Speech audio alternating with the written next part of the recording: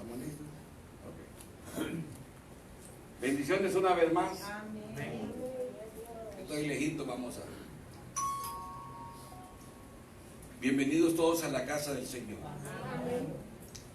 Pudiéramos estar en cualquier lugar, pero este es el mejor lugar. Al que le gusta lo mejor, elige lo mejor. Y lo mejor es la casa de Dios. No es el lugar donde yo quiero estar, pero es el lugar donde Dios quiere que yo realmente esté. Había un canto que lo cantábamos hace algún tiempo que decía: yo solo quiero estar donde tú estás, en tu habitación por siempre. Llévame al lugar donde tú estás. Yo quiero estar donde tú estás. Yo quiero estar contigo, morando en tu presencia, comiendo de tu mesa, rodeado de tu gloria. En tu presencia es donde siempre quiero estar. Solo quiero estar. Quiero estar donde tú estás. El Nuevo Testamento dice que donde dos o más se reúnen para hablar a su nombre, se reúnen en su nombre.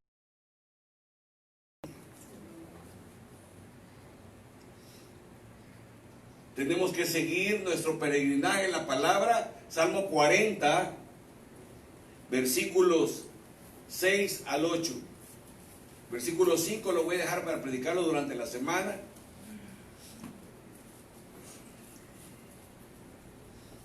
Y voy a volver a hacer el anuncio porque hubo posiblemente ha habido algo de confusión.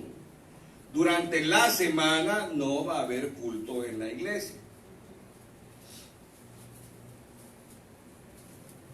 La sociedad de hombres, los fraternidad de varones, han llegado a la conclusión de que mejor van a ver si comienzan al inicio de octubre. Noviembre, perdón. Sí, porque estamos en octubre, ahora estoy. Y creo que las mujeres, aunque no realmente me han dicho nada, creo que puede ser igual. Así que para que sepan todos ustedes, estamos predicando a través del Facebook y lo estamos haciendo con la página de Iglesia Casa de Refugio Iglesia. Si alguien tiene internet y tiene datos y desea que lo adicionamos y se le manda la invitación y usted puede acceder desde el lugar en que esté. ¿Tenemos la palabra? Amén. Ok. Salmo 40, versículos 6 al 8. Sacrificio y ofrenda no te agrada. No has demandado. Entonces dije: he aquí vengo.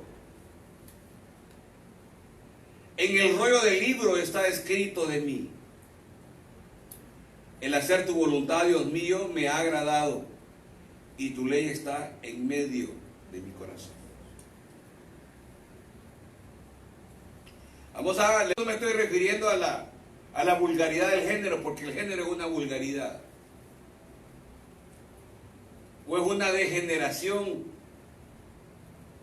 con la idea de sacar nuevas cosas. Si no me refiero a usted como persona, en sus relaciones. Usted como persona en sus relaciones familiares, sociales. Por favor, apaguen ese teléfono. En sus relaciones sociales y familiares es necesario que cualquiera de nosotros entendamos que hay ciertas circunstancias bajo los cuales vamos a estar medidos, bajo los cuales vamos a estar ahí colocados. Hay una frase de Benito Juárez muy interesante y dice: ¿cómo es? ¿Cómo dice?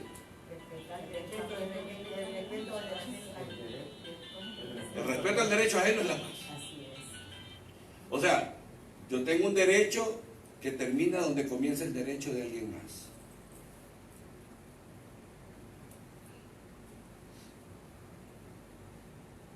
No vulnerar nuestra identidad, no manejarnos unos a otros. Eso implica la acción de la relación.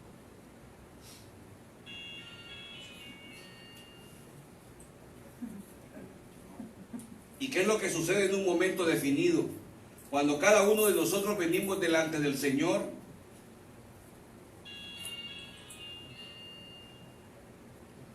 cuando venimos delante del Rey, tenemos que entender ciertas circunstancias. Que Dios hace a través de la ley ciertas acciones, nos solicita ciertas acciones. Usted y yo estamos encargados, estamos mandados a obedecerla. Y cuando comenzamos a leer la Biblia, pareciera que Dios ha cambiado de razón. Pareciera que la razón de Dios respecto a lo que nos ha pedido es algo totalmente diferente. Pero tiene un propósito del por qué se cantó y el Espíritu Santo mandó al salmista a que lo escribiera de esta forma. Sacrificio y ofrenda no te agrada. Has abierto mis oídos. Holocausto y expiación no has demandado. Le voy a explicar. Los mandamientos normales en el Antiguo Testamento, bajo la ley de Dios dada a Moisés, son 613. Dios hizo un resumen, o lo que le llamamos el decálogo, o los 10 mandamientos, reduciéndolo en una cantidad significativa. Sin embargo, muchos de los 613 mandamientos, que en hebreo se llaman mitzvot, o mandamientos, o ordenanzas, que el hombre debe de cumplir, muchos tienen que ver para lo que es el sacrificio. Había un templo en Israel, primero hubo un tabernáculo, luego el tabernáculo de Moisés, el tabernáculo de David, luego fue hecho el templo cuando Salomón, el templo fue destruido, después Nabucodonosor, y luego viene Nabucodonosor, destruye todo, luego viene Herodes en 47 o 48 años, edifica un segundo templo, el cual es destruido 70 años después del advenimiento de nuestro Señor. O sea, en el año 70 después de Cristo, aunque tiene un desfase de 4 años. Sin embargo, en el año 70 Tito Vespasiano entra, sitía, hace un sitio sobre Jerusalén y termina destruyendo no solo Jerusalén, sino el templo. Y el nuevo templo, debo de decirle, mis hermanos, que el nuevo templo ya está para ser diseñado. Ya está para ser construido. Tienen todo listo, todas las edificaciones. Y es más, Israel anunció hace algún tiempo que ya tenía en sus manos, ya habían encontrado el arca del pacto. Ya la tienen lista, ya tienen todo listo. Creo que en 3 o 6 meses se edifica el templo. ¿Y quiénes van a ser los sacerdotes o los levitas? Ya los han tenido preparados, desde niños los han tenido preparados para tal acción. Y usted me dice, pero hermano, ¿y cómo se van a instaurar nuevamente los holocaustos si Dios dice que no le agradan? Tenemos que encontrar el desfase que hay aquí.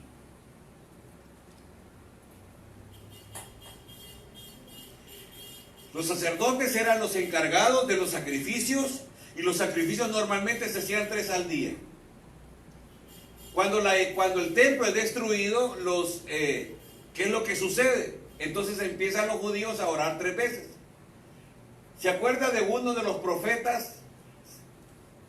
Quiero traerle a la memoria la palabra de Dios, porque posiblemente no ha estado muy fresca en este tiempo de pandemia, o no sé, pero ¿se acuerda aquel hombre que fue echado a un foso de los leones por orar 3 veces? Daniel. Él estaba haciendo el establecimiento de esto. Eran 3 sacrificios lo que se hacían en el tabernáculo, en el templo, perdón. Entonces, cuando el templo es destruido, esto es transformado, y es transformado por 3 oraciones, 3 rezos especiales. En hebreo se llama, el de la mañana se llama Shaharit, el de la tarde se llama Mijá, y el de la noche se llama Arbit. Y dice la Biblia que Daniel abría las puertas, las ventanas, Y Daniel estaba en un lugar alto como el que estamos nosotros y veíamos la ciudad y empezaba a hacer oración a Dios. Sin embargo, había un momento en el cual los israelitas, había un momento en el cual era el punto de culminación. Y era el momento en el que el sumo sacerdote entraba al lugar santísimo donde estaba el arca y depositaba sangre sobre ella. La Biblia lo que nos dice la palabra de Dios es que los pecados del pueblo de Israel eran cubiertos, pero no desaparecían. ¿Por qué?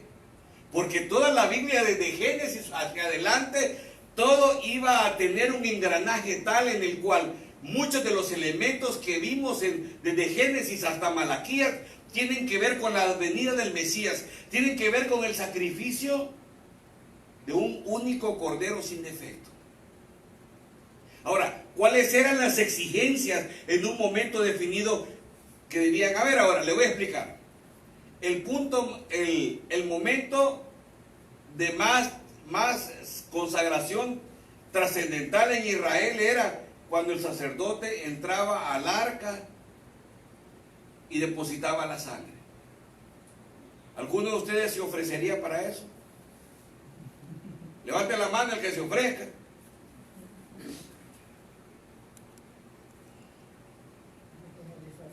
Levante la mano el que se ofrezca. Porque no hay ninguna mano levantada. Porque quien medía en ese momento al sumo sacerdote no era ningún hombre. Usted puede mirar lo externo del hombre. Yo veo personas aquí que me están mirando. Y algunos me pueden hacer ojos bonitos, algunos ojos serios. Pero su corazón yo no lo conozco. Yo no conozco su corazón. Acabo de estar leyendo una predicación de un hombre que llegó a predicar a una de las iglesias más grandes en San Francisco. ¿Y qué pasó? Descubrió que dentro de la iglesia satánica había filtrado. Es más, descubrió que los diáconos eran de la iglesia satánica. Y cuando él empezó a orar, cayeron endemoniados todos y le hacían horrible, como que eran lobos, como que eran animales.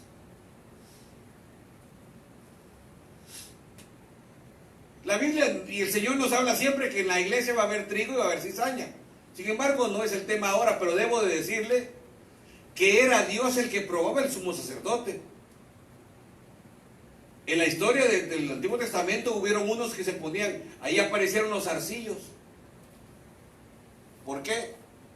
Otros que no se sentían muy preparados se amarraban lazos. ¿Por qué? Porque nadie podía entrar al lugar santísimo. Y el que entraba ahí y había pecado en él, era irremisible su muerte. Moría irremisiblemente. O sea, aquí no es de que yo porque soy familiar, no, entra vos, tranquilo, mira. No. Aquí este hombre entraba con temor y temblor, esa es la palabra correcta, con temor y temblor. Y cuando este hombre salía de ahí, significaba que había sido medido y probado por el Señor. Por eso cuando algunos de ustedes no levantan su mano, ciertamente a veces es preocupante. Vea, porque ahora, ¿por qué? Porque todos deberíamos estar listos para entrar. Pues le damos el privilegio a usted, hermano, van a entrar. Yo entraría. Yo entraría.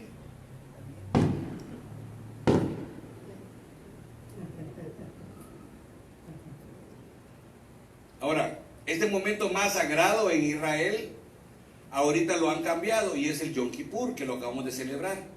El Yom Kippur, el día de la expiación para los judíos, es el día que, o sea, en Israel lo que sucede es que ellos consideran de que Dios cada día anota en el libro de la vida a las personas. Pero puede haber un año que Dios no los anote. Entonces, ese día para ser anotado, todos hacen realmente arrepentimiento. Ese se llama el día del arrepentimiento, el día del perdón. ¿Y qué es lo que pasa? Como el día israelí, el día en hebreo, Hoy Israel el día comienza al revés. Para nosotros el día comienza a las 12 de la noche. Para ellos el día comienza a las 6 de la tarde. ¿Cuál era el limitante de Dios? No era que Dios seguía exigiendo que los hombres lo hicieran. El limitante no era el hecho de que Dios sigue queriendo que nosotros tengamos algún tipo de contacto con el Señor. El problema real y radical es el siguiente: que nosotros cambiamos el sentido a las cosas.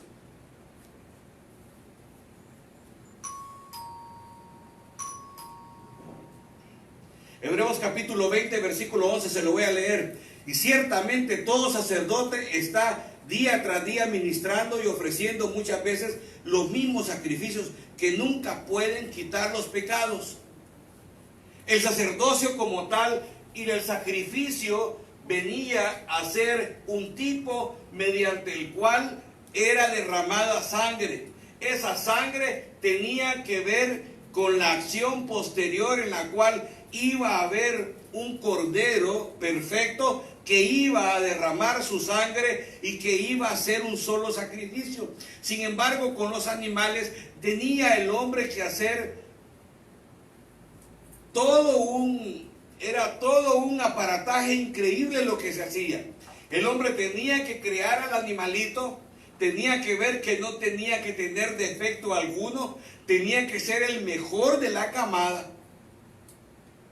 Y cuando tenía que ser el mejor de la camada, debo decir que tenía que ser el de mejor salud, el de mejor estado físico.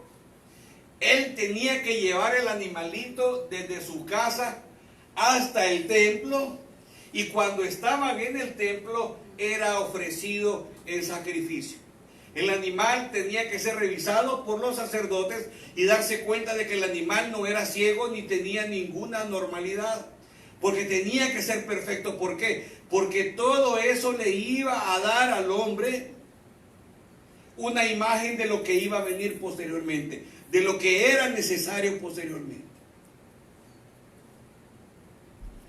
Y empezaron los israelitas a cambiar y a transformar todo.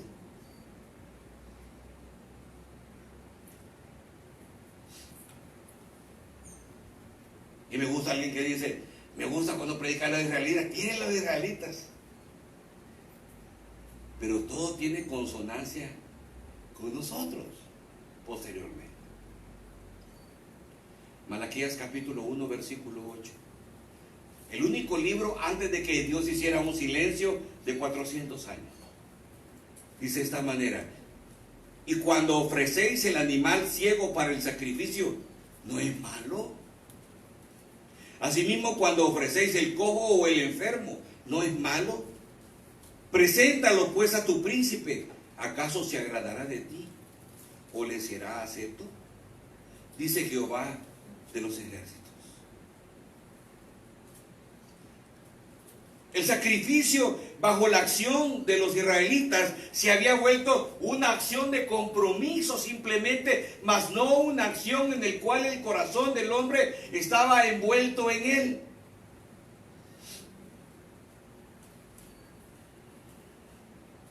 ¿Me entiende? ¿Me entiende? Amén. Y para los hombres casados, nuestro matrimonio se refleja en esas circunstancias. Y le voy a explicar por qué. Según la ciencia, cuando el hombre se casa con la mujer, el amor duradero solo dura 5 años. Porque hay un neurotransmisor en el cerebro que se llama serotonina. Y la serotonina sería, junto con la oxitocina, serían como las hormonas o las sustancias del amor.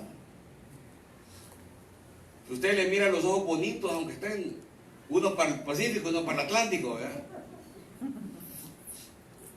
Que usted no le mira defectos, que usted tolera cualquier tipo de circunstancias.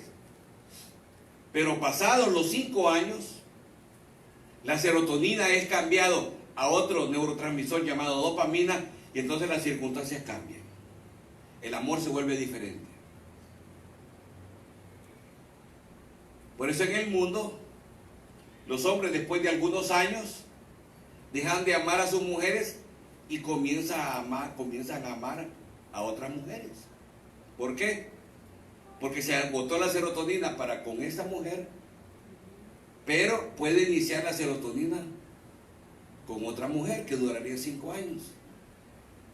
En sentido secular, yo no voy a decir en sentido espiritual, porque no lo es, pero en sentido secular, el hombre debería cambiar mujer cada 5 años. O la ciencia, eso es lo que dice. Pero cuando usted hace un compromiso con su esposa, cuando usted hace un compromiso con la persona con la que se casa, bajo las pautas espirituales, usted lo hace por siempre. Entonces, hermano, vamos en contra de la ciencia. Y aquí vamos y le digo, no me importa la ciencia. No me importa lo que la ciencia diga respecto a alguien. ¿Por qué? Porque mi compromiso con el Señor, porque mi compromiso con mi esposa, porque la voluntad que tengo que tener hacia ella tiene que ser la misma. Ahora, posiblemente ya no va a ser lo mismo, porque cuando era novia ella no le tocaba llevarse sus calcetines, ni nada que tuviera mal olor, y viceversa.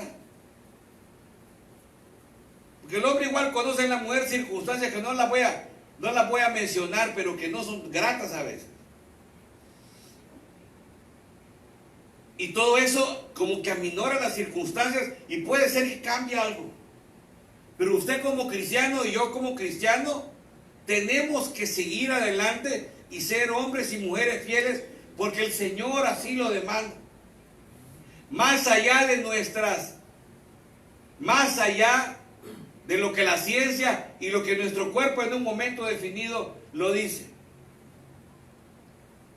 Ahora, la ciencia dice eso, sin embargo, yo no lo he comprobado totalmente en el sentido de que yo haga el experimento y yo lo verifique como tal. Alguien podría estar manipulando una circunstancia y decir eso con la intención de obtener un resultado diferente. O sea, en el mundo la gente trastorna todo para obtener el beneficio sobre la carne y el beneficio sobre los deseos de la carne y los beneficios del pecado. ¿Y qué es lo que pasó con Israel? Con Israel realmente pasó como lo que pasa con cualquier cristiano. Como lo que dice en un momento definido Apocalipsis, en el cual el Señor habla a una iglesia y le dice, has dejado tu primer amor. Como cuando el Señor le dice a alguien, he aquí yo estoy a la puerta y llamo. Dios no le está diciendo eso a una persona fuera de la iglesia. Le está diciendo eso a alguien dentro de la iglesia. Has dejado tu primer amor.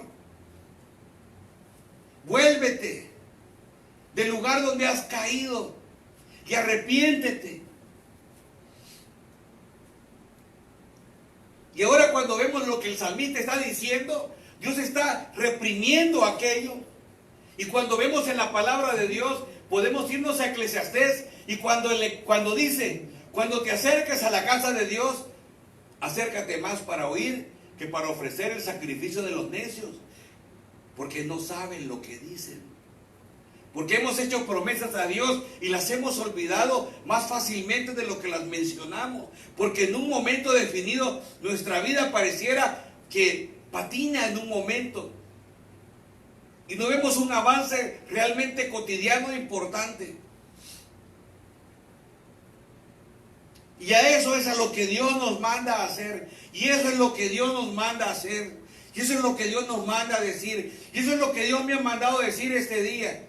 Esta era la palabra dispuesta, decidida para predicar el día de hoy. Y estamos predicando sobre esa palabra. Y estoy diciendo esto. Y estoy diciendo que los israelitas empezaron a hacer todo por compromiso. Y se olvidaron hacer las cosas por amor.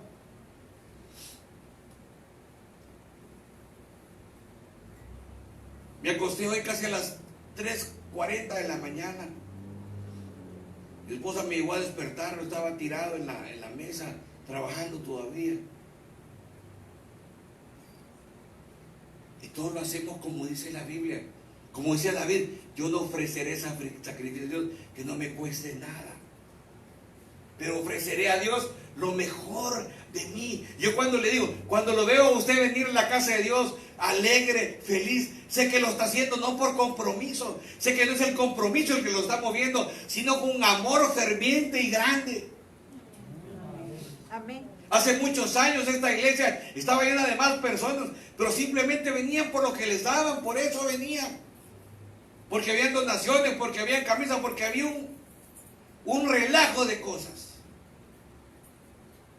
Y cuando eso se acabó, se fue la gente que venía por eso. Y nos hemos quedado aquellos que amamos a Dios, aquellos que le adoramos y lo glorificamos.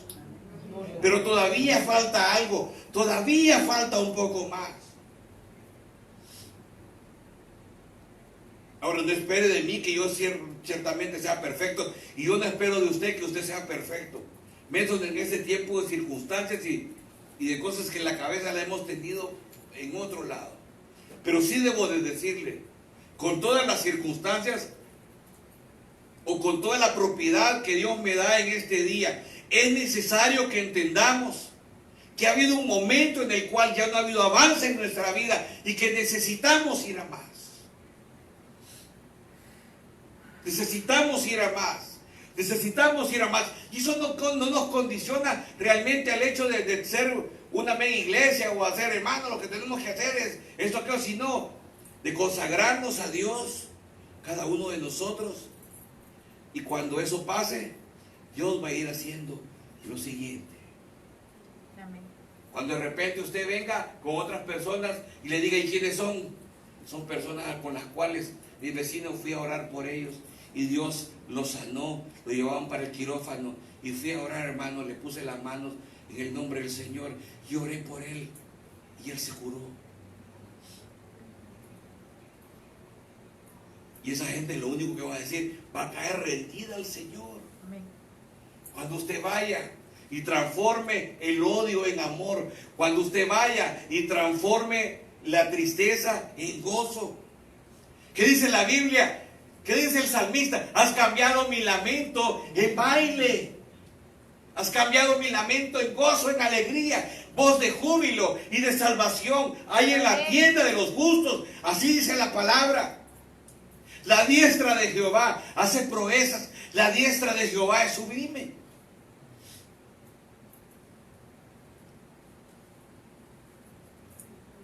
Sin embargo, ¿qué es lo que hacían los israelitas? No criaban el animalito. Ellos tenían buenos animales, pero los tenían para su venta. Los tenían para su manutención. No, ¿cómo le voy a entregar este animal a Dios si para el holocausto? Si este es el mejor, este es por el que me van a dar más dinero a mí. Eso decían algunos. ¿Y qué es lo que hacían? ¿Por qué cuando el maestro llega y les dice,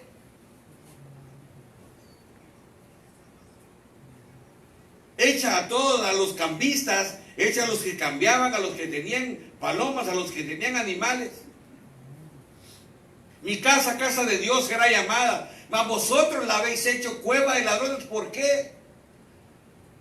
Porque el templo estaba alrededor lleno de animales enfermos que iban a depositar ahí. Y la gente, ¿qué es lo que hacía? Venía, compraba un animal enfermo por un precio menor que el que le podían dar porque tenía en casa. Y ese era el animal que ofrecían. Y Dios les decía, ¿cómo es que ustedes me dicen Señor? ¿Cómo es que ustedes me dicen, me llaman Padre? ¿Cómo que ustedes me hacen eso y no me respetan? Les dije que yo quería un holocausto, pero un holocausto perfecto. ¿Por qué? Porque va a venir un sacrificio que va a limpiar su pecado. Y quien va a venir es alguien perfecto. Y quien va a venir es alguien poderoso. Y quien va a venir es alguien del que, como Juan el Bautista decía, es aquel que viene después de mí porque es antes que yo.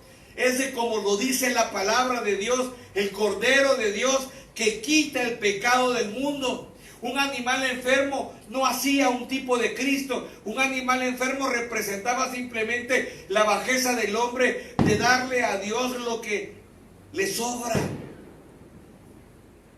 No podemos ser como cristianos y darle a Dios lo que nos sobra. No le puede dar usted 10 minutos después de estar viendo 12 horas, 10 horas de novelas y programas. No puede venir a Dios a darle siquiera 1 hora después de haber tomado 6 horas para usted haciendo cosas que posiblemente son importantes o no. Y si usted tiene que darle un poco de tiempo en medio de su apretada agenda, déselo con todo. Amén. Cuando nuestra madre empezó a trabajar, hubo una persona que le dijo: ay, niña Sofi, sus hijos se le van a perder porque usted va a comenzar a trabajar. Sin embargo, nuestra madre nos dio tiempo, calidad, no cantidad. Hay personas dando tiempo, cantidad, pero no sirve. Madres que están ahí haciendo cualquier cosa, menos hablando, menos atendiendo, menos educando. La educación no es de la universidad. La gente normalmente tiene la acción de decir: yo no sé cómo esa persona actúa así, si es que estudia. Es que la educación no la da la universidad. La educación la da el hogar, la da la casa. Salimos de ahí educados o no. Hasta lo último de lo que usted hace, lo aprende en casa. Yo aprendí a ocupar tenedor, cuchillo, todo en casa. Ahora, las reglas de etiqueta y saber sentarse en un lugar donde hay 5 cucharas, 5 cuchillos, 3 tenedores y todo lo demás, eso yo lo tuve que aprender porque no era acción que en casa debía haber sido enseñada, a menos de que hiciéramos esa costumbre, a menos que tuviéramos como regla de etiqueta hacer eso. Pero Israel se saltó todo. Y cuando Israel se salta la acción de Dios, ¿cómo creen ustedes que se sentía Dios de que el pueblo entregaba el animal enfermo, el animal que ya estaba para morirse, el animal cojo? Y Dios dice: esto no es un ejemplo de lo que más adelante va a pasar. Era como que Dios, en vez de haber mandado a Jesucristo, hubiera agarrado a cualquier persona. Usted y yo cometemos pecado, pero hubo uno que no lo cometió. Hubo uno que estuvo permanentemente vigilante en todas las circunstancias y fue el Cordero perfecto. Usted va a Juan capítulo 1.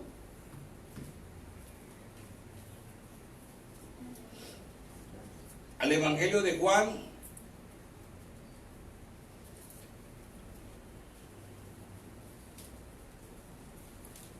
Y en el capítulo 1 empieza Juan a decir cosas increíbles, maravillosas. Incluso empieza a situar a Jesucristo desde el momento mismo de la creación del hombre.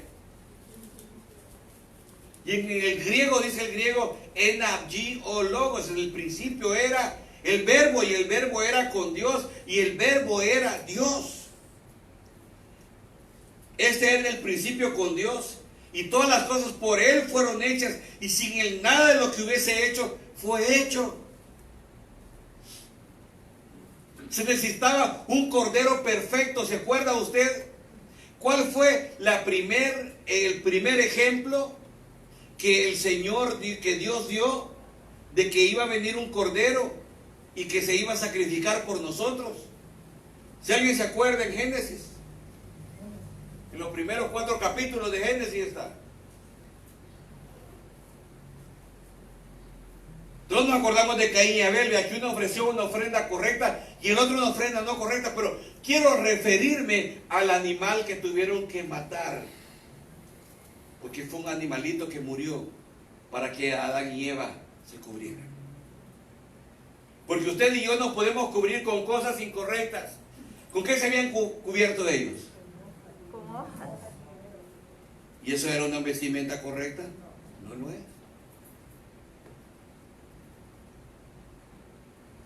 A propósito, ya hubo una iglesia donde todos los hermanos llegaron vestidos de hojas. Después les cambiaban el vestido. Hay de todo. Hoy las iglesias hay como circos ahora. Hay unos vestidos hasta de lo que ni se imagina. Hasta de Barney han llegado unos disfrazados.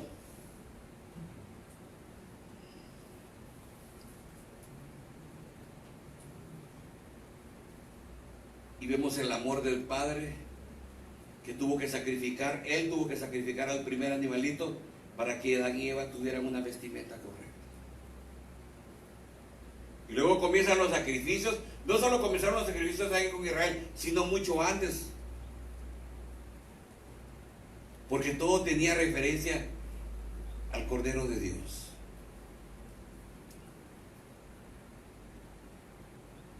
Y como lo leímos alguna vez en Juan capítulo 1 versículo 4, y aquel verbo fue hecho carne y habitó entre nosotros. Y vimos su gloria, gloria como del unigénito del Padre.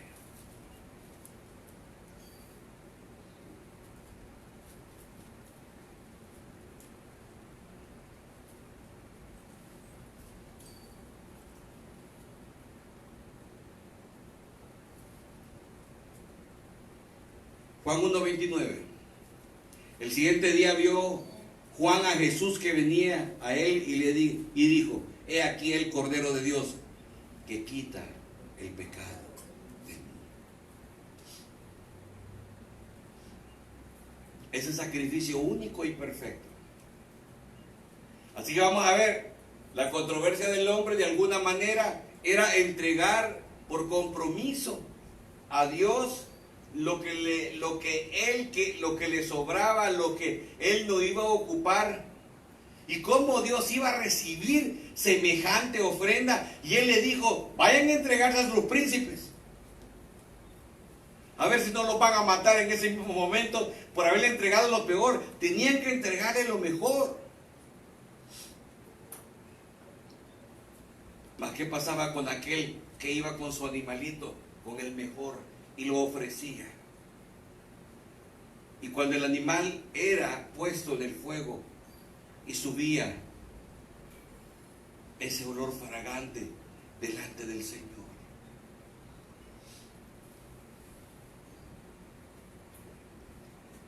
no es lo que el Señor nos pide.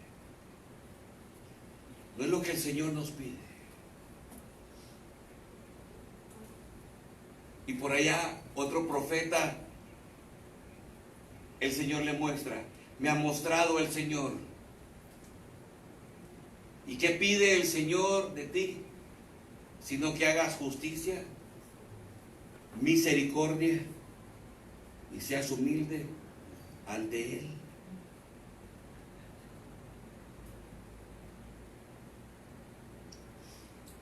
La primera controversia en el hombre y la primera controversia hoy en la iglesia es la acción en el cual Satanás nos ha querido enseñar que el compromiso es lo que Dios quiere, que la manera como hagamos las cosas no importa, que la manera como hagamos las cosas no importa. Y eso es algo que a veces nos acomodamos, y el primero que me estoy golpeando es a mí mismo, a mí. Me golpeo duramente con esto. A veces con cosas de la iglesia usted ve que a veces soy bien así: no, mira, si no, espérate, dame permiso, yo voy a hacer eso. ¿Por qué? Durante muchos años preparé cosas para la iglesia, y a menos que Satanás pudiera un obstáculo, todo era perfecto. Y espero a Dios darle lo mejor. ¿Cómo está su vida hoy? Usted ahora es el sacrificio a Dios. Cada uno de ustedes es el sacrificio a Dios. Envidia, egoísmo, orgullo, enemistades. Aunque usted ore, aunque usted ministre, no importa qué tenga usted en su corazón, cuál sea el cargo que ostente, pero si no entiende esta acción, todo queda atrás. No hemos avanzado por alguna falta de amor que se ha motivado en medio del pueblo, y lo que normalmente muchas veces no decimos, porque la gente tiene doble cara y habla una cosa aquí como habla otra cosa atrás. Y son las cosas que normalmente nadie realmente dice, pero que es necesario manifestar. ¿Cuáles son los fundamentos de la iglesia que creó realmente Dios? ¿Cómo debemos de ser como sacrificio para ser perfectos delante de Él? ¿Cómo puedo yo ser realmente un sacrificio perfecto a Dios? ¿Cómo ser realmente si estoy dando lo que debo de darle al maestro?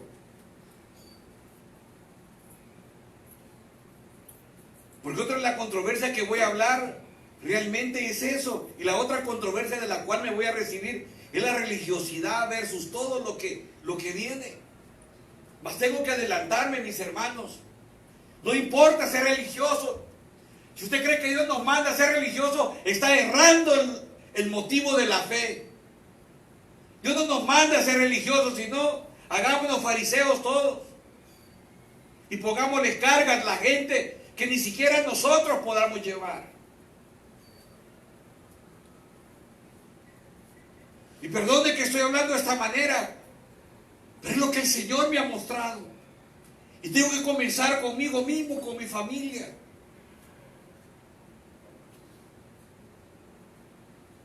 Estamos haciendo cosas por la gente que a veces hasta nos ha agredido y ha dicho cosas. Pero necesitamos hacerlo. Necesitamos bajar la cabeza.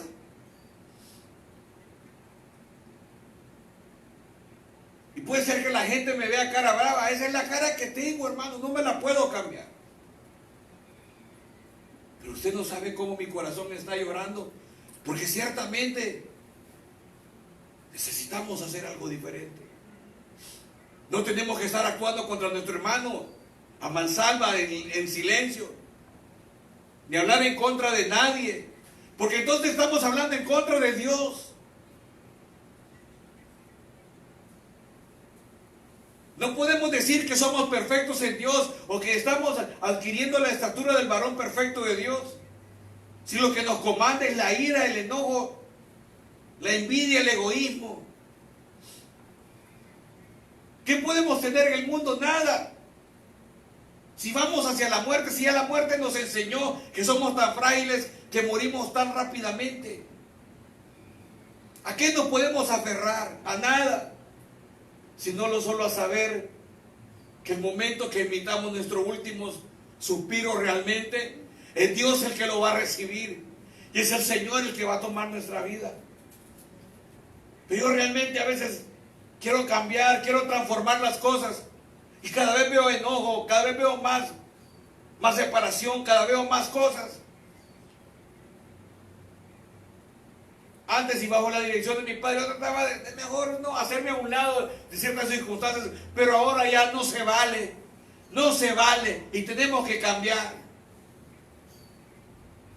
Teníamos un problema legal con una comunidad y venía gente a la iglesia, más que servir a Dios, para oír lo que decíamos de la comunidad. Y eso no se vale. Y eso ha tenido un precio sobre la gente que ha hecho eso.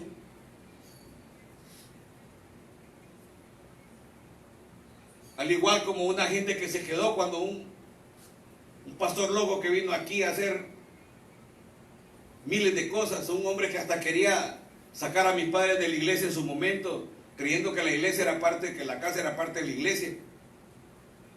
Se quedó todavía su hijo y envenenó tanto a los jóvenes que desde ese día no hemos tenido jóvenes que se levanten en la iglesia.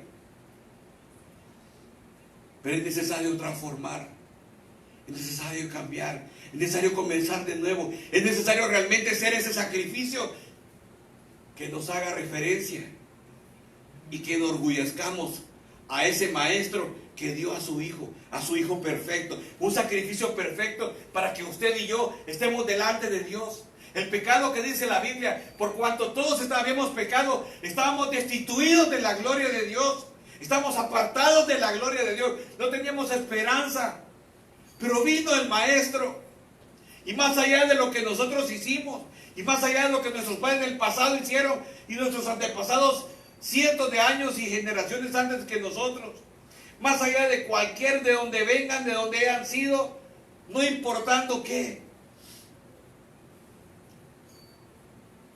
Pero ese es el sentido real de la iglesia. Ese es el sentido real. Y no amor realmente porque voy a dar algo. Y no porque me vean que yo soy amorosa, porque simplemente estoy tratando de generar una acción así, sino porque realmente hagamos lo que corresponde al Señor, más allá de nuestras intenciones o más allá de lo que pensamos, más allá de los prejuicios que siempre generalmente hay en nuestras relaciones personales o de lo que creamos que alguien puede o no decir de lo que nosotros digamos. Hay ocasiones que hasta da temor hablar frente a las personas. Da temor hablar frente a las personas sabiendo que cómo van a tomar, que cómo van a reaccionar. Y a veces nos hacemos y estamos callados. Hay gente en las iglesias muy callada y triste, porque ciertamente hay otro montón de gente que comanda y comanda posiblemente bajo su orgullo, su egoísmo y su envidia, y de alguna manera consideran que esa es la manera correcta de actuar delante de Dios, y es la manera en la cual estamos destruyendo la obra misma del Padre y avergonzando a Dios por la sangre que Él ha derramado sobre nosotros. Yo la verdad me cansé de ver estas circunstancias. Y creo que va a haber un momento que directamente de aquí yo la voy a tocar.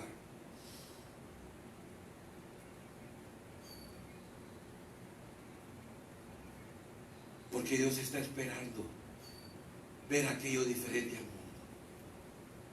En la calle pleitos, en el trabajo pleitos, conflictos, envidias.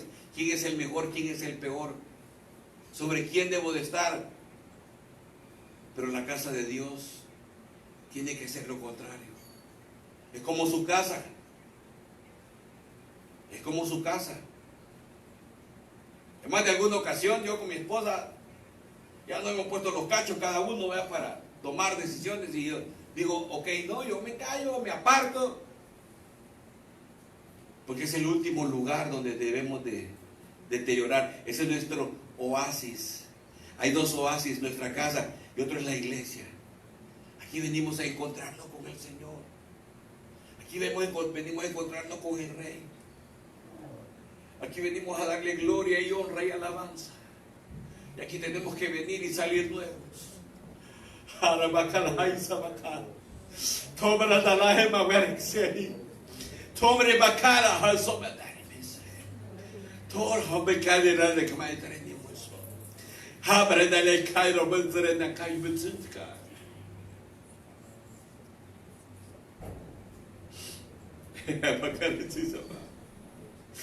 Tiene mama la andare no lo corre ma te ha mai sera kai beza. Hebra mo la manda ya na kisi abake. Oh mira na hay que barate ya masa. Dios, Señor, ¿cuánto quieres hacer en medio de los tuyos? Mas tenemos que ser vasos. Tenemos que ser como recipientes para usos correctos, limpios, llenos de tu paz y de tu bondad. Señor, hemos fallado delante de ti. Quizás te cansaste de nuestros sacrificios. Quizás a veces dijiste, ¿por qué nuestros sacrificios no llegan delante de ti? Quizás lo que hago, digo, pongo, no veo que genera algo más. Pero ciertamente es necesario pensar. ¿Cuándo viviré? ¿Cuándo moriré? No lo sabemos si somos tan frágiles y sensibles. Pero sí, Señor, puedo determinar en tu nombre la manera como yo voy a terminar mis días. Como ese olor fragante. Como la Biblia nos dice, de estar firmes y constantes y ser un sacrificio vivo, santo y agradable a Dios, que es nuestro culto racional. Señor, gracias. Señor, gracias. Señor, te alabo y bendigo. Exalto tu nombre y te agradezco. Exalto tu nombre en esta mañana y doy gracias. Sé, Señor, que tienes nuevas vidas para cada uno de nosotros. Sé que hay nuevas acciones para cada uno de nosotros. Sé que tienes, Dios, maravillosas obras, donde vamos a reírnos, gozarnos y engrandecer tu nombre por aquello que tú nos vas a ayudar o motivar a hacer.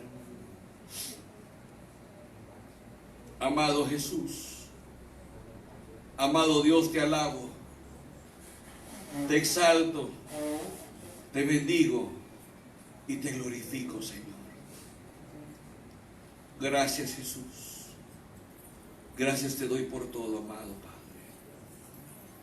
Gracias, Señor. Amén y amén. Bendice, Señor, a los dadores